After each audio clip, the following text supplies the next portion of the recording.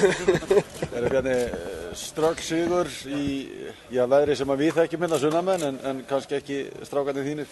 Já, við getum unnið leik í vindi, við getum unnið leik í logni, við getum unnið leik á grassi, við getum unnið leik á gerfugrassi og ég er alveg viss um það að við getum unnið leik á millidekki í fristitógar í 12 vinstum. Sko. Þannig að við bara komum hérna bara á fullri ferð í þetta og vorum bara kröftugir og fannst við mæta vel stendið til leiks. Fyrsti sigur sumarsins, hversu mikilvægt þetta framhaldi? Mjög mikilvægt. Það nú telja jafnteflin. Það er bara þannig og frábært að koma hérna og taka 3 stig á mjög erfiðum útivelli.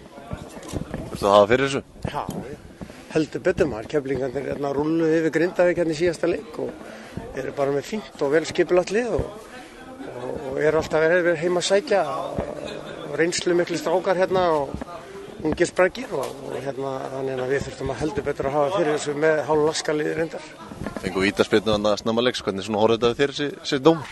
Ég bara sá þetta bara ekki nógu vel og en við fengum vítið enga síður. Finnst þér í svona atvikum, hann er sloppinn að neyði ekki, finnst þér þetta að vera rautt spjald þá? Já, maður er nú ekki alveg klára